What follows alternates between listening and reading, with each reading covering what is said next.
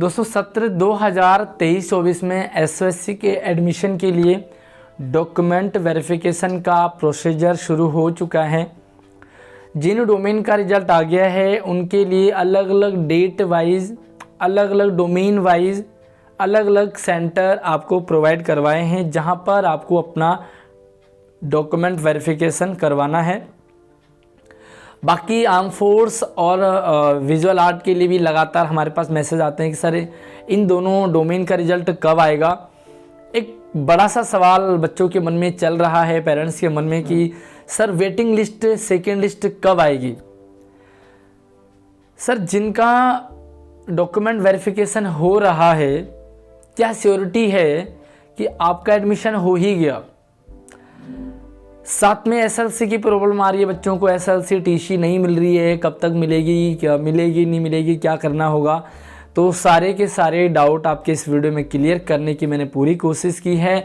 बस आप लोग वीडियो को एंड तक देख लिया करें, क्योंकि आप वीडियो में कमेंट कर देते हैं बिना वीडियो देखे, तो आपका डाउट वो डाउट ही बना रहता है। इससे पहले वीडियो पसंद आए तो इसे लाइक और अपने सभी दोस्तों को भी ज़रूर शेयर कीजिएगा। सबसे पहली बात आती है कि भैया जो रिजल्ट का प्रोसीजर है वो इतना अजीब सा क्यों है। स्टेम का रिजल्ट सबसे बाद में आया है, पिछले 2 सालों का रिकॉर्ड है, क्योंकि इसका फर्स्ट राउंड से ही सिलेक्शन आपका हो जाना था। लेकिन रिजल्ट इसका जो है सबसे पहले आ गया, जबकि ऐसा होना नहीं था। सबसे पहले रिजल्ट का जो चांस है वो आर्म फोर्स का था, क्योंकि 3 राउंड इसमें होने थे। बट एसओएससी का कुछ भी क्लियर नहीं रहता है और एसओएससी कुछ भी उठा के दे देता है। बट हमें तो हर एक सिचुएशन के लिए रेडी रहना है। फिलहाल अभी आर्म फोर्स का रिजल्ट आना बाकी है, शायद जहाँ तक मुझे लग रहा है, क्योंकि आर्म फोर्स में क्या है, आपका जो मेडिकल है, जो एक तरह से दौड़ भाग आपकी करवानी है, तो उसके लिए प्रॉपर जगह, प्रॉपर सिस्टम की ज़रूरत होती है। तो उसकी आपकी सेटिंग चल रही होगी, तो तैयारी वारी करेंगे, उसका आपको डेट वेन्यू दे दिया जाएगा।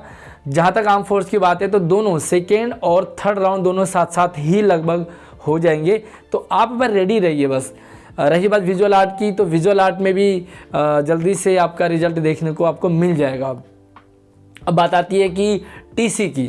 बहुत सारे बच्चे टीसी नहीं मिल रही है, बहुत सारे बच्चों को टीसी दे ही नहीं रहे हैं। प्राइवेट स्कूल के जो स्कूल हैं वो टीसी देने में बड़ी आनाकानी करते हैं, क्योंकि कहीं ना कहीं उनका एक कस्टमर जो है कम हो रहा है। तो भाई प्राइवेट स्कूल एक तरह से दुकान है, तो भाई दुकान तो नहीं चाहेंगे कि हमारा एक कस्टमर ग्राहक कम हो। बट देखिए, इजीली अगर आपको टीसी मिल जाती है तो अच्छी बात है, अदरवाइज़ आप इसके लिए कंप्लेंट भी कर सकते हैं। और कंप्लेंट करने का क्या तरीका है, कहाँ करना है, अगर आपके साथ ऐसी प्रॉब्लम आ रही है प्राइवेट स्कूल की, तो आप मुझे व्हाट्सएप या इंस्टाग्राम पे मैसेज कर सकते हैं। रही बात सरकारी स्कूलों के टीसी की, अभी आपको जो डेट मिल रही है ना, जो डेट आपको मिल रही है जहां आपको डॉक्यूमेंट वेरीफाई करवाने हैं, सिंपल सी बात है, अभी आपको टीसी अगर मिल जाएगी तो अच्छी बात है, नहीं मिलेगी तो विदाउट टीसी भी आप अपना डॉक्यूमेंट वेरिफिकेशन का प्रोसीजर आप करवाइए। सबसे पहले आपने अपना डॉक्यूमेंट वेरीफाई करवा दिए हैं, उसके बाद आपको टाइम मिलेगा, टीसी के लिए टाइम मिलेगा, तो थोड़ा सा वेट कीजिए, आपको 10, 15, 20 दिन का टाइम मिलेगा। उस दौर में आप अपना टीसी का जो प्रोग्राम है वो कंप्लीट करवा सकते हैं।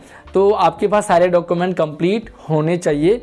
फॉर एग्जांपल के लिए जो आपने कैटेगरी सेलेक्ट की है, अगर आपने ओबीसी का रखा है तो ओबीसी का सर्टिफिकेट होना चाहिए, एससी का टिक किया था तो एससी का होना चाहिए, आपके पास प्रीवियस क्लास का पास सर्टिफिकेट, मार्कशीट्स जो भी है वो होना चाहिए। अगर नहीं मिल रहा है तो अपने स्कूल से कांटेक्ट कीजिए, अपने क्लास टीचर से, अपने प्रिंसिपल से, तो वहाँ पे आपको सब कुछ इजीली मिल जाएगा। रही बात है टीसी की, तो टीसी के लिए भी एप्लीकेशन होती है, एप्लीकेशन आप लिखेंगे, आपको टीसी भी आसानी से मिल जाएगी। ओवरऑल किसी बच्चे को कोई परेशानी नहीं होगी। अब बात ये आती है, सबसे बड़ा सवाल ये है कि वेटिंग लिस्ट कब आएगी, सेकेंड लिस्ट कब आएगी।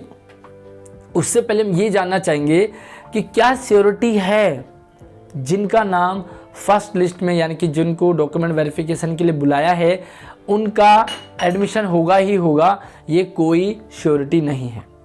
रीज़न क्या है? रीज़न ये है कि बहुत सारे बच्चे ऐसे भी हैं जिन्होंने मल्टीपल डोमेन में फॉर्म भरा था, मल्टीपल डोमेन उनके क्वालिफाई भी हो गए हैं। तो भैया अब देखो, सिंपल सी बात है, एक ही डोमेन में आप एडमिशन लोगे, 2-2, 3-3 जगह तो पढ़ने जाओगे नहीं। तो यहाँ पर क्या है कि बच्चे क्या कर देते हैं, मान लो 3 डोमेन में आपका जो भी है वो प्रोसीजर शुरू, मतलब आपने डॉक्यूमेंट वेरीफाई करवा दिए, तीनों जगह आपने वेरीफाई करवा दिए, बट एडमिशन तो एक ही जगह लोगे ना आप। तो ऐसे में क्या होगा कि जहाँ पर आप टीसी सबमिट करोगे वो स्कूल आपका एक तरह से फिक्स हो जाएगा, वो डोमेन आपका फिक्स हो जाएगा। बाकी जहाँ पे सिर्फ आपने डॉक्यूमेंट वेरीफाई करवाए हैं वहाँ से आपका रिजेक्ट हो जाएगा। तो टीसी एसएलसी आपका मस्ट है, वो आपको चाहिए ही चाहिए। बहुत सारे बच्चों ने फेक भी ओबीसी डाल दिया है, फेक एससी डाल दी है, तो ऐसे बच्चों का भी रिजेक्ट हो जाएगा, क्योंकि ये डोमेन वाइज कैटेगरी वाइज भी आपका सिलेक्शन हुआ है। क्योंकि एससी में जो कोटा है उससे आपका अगर सिलेक्शन हुआ है बट आपके पास डॉक्यूमेंट नहीं है तो आपका रिजेक्ट हो जाएगा। तो ये भी आप मान के चलिए कि इनका भी रिजेक्ट हो जाएगा। बहुत सारे बच्चों का जो ओबीसी है वो आउट ऑफ दिल्ली है, तो ओबीसी का क्या रहता है कि दिल्ली का ही होना चाहिए, ये पहला रूल होता है। एससी ऑल ओवर इंडिया में वैलिड होता है तो वो चल जाता है, बट ओबीसी का दिल्ली का चलना चाहिए। अगर आपका दूसरे स्टेट का है तो आप दिल्ली का बनवा लीजिए, दूसरे स्टेट का दिल्ली से बन जाता है, थोड़ा सा आपको टाइम मिलेगा, बट आपको सिर्फ रिक्वेस्ट ही वहाँ पर करनी होगी। और अगर रिजेक्ट कर दिया तो इसके लिए आप जिम्मेदार होंगे, क्योंकि हमने स्टार्टिंग से आपको बताया है कि डॉक्यूमेंट आप अपने कंप्लीट रखिए। एक कॉमन सा सवाल बच्चों के मन में आया है कि सर कुछ बच्चों का तो जो डॉक्यूमेंट वेरिफिकेशन है वो एसएससी के स्कूलों में ही है, बट कुछ बच्चों का ऐसा भी है जिनका डीवीएससी डायरेक्ट सेंटर में आपको डॉक्यूमेंट वेरीफाई करवाए हैं। कुछ बच्चों को किसी ऐसे सेंटर में डॉक्यूमेंट वेरीफाई करने के लिए कहा है जो एसएससी का स्कूल नहीं है। तो अब क्या ऐसे बच्चों का एडमिशन हो पाएगा? सिंपल सी बात है कि आपका जिस स्कूल में डॉक्यूमेंट वेरिफिकेशन के लिए आपको आया है, रिपोर्टिंग जो वेन्यू है वो एसएससी है, तो आप ये मान के चलिए कि if you have proper documents, अगर आप प्रॉपर डॉक्यूमेंट सबमिट कर पाते हैं तो आपका तो उसी स्कूल में उसी डोमेन में आपका एडमिशन हो जाएगा। कोई दिक्कत कोई डाउट वाली बात नहीं है। बट जिन बच्चों को डीवीएससी में मिला है, मतलब हेड ऑफ जो ऑफिस है वहाँ या दूसरी जगह एसएससी की दूसरी जगह, तो ये कौन बच्चे हैं?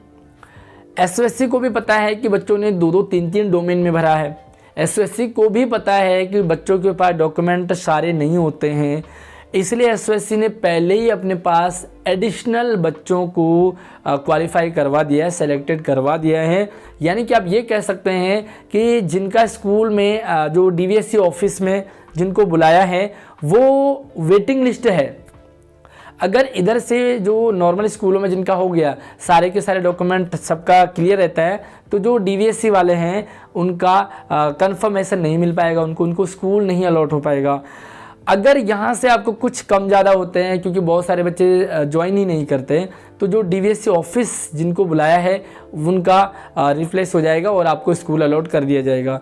रही बात सेकेंड लिस्ट की, तो क्योंकि अभी ही डिपार्टमेंट ने एक्स्ट्रा बुला दिए हैं, तो सेकेंड लिस्ट की हम उम्मीद बहुत कम करेंगे। बट आप होप बना के रखें, क्या पता सेकेंड लिस्ट वेटिंग लिस्ट आपको बुला दिया जाए।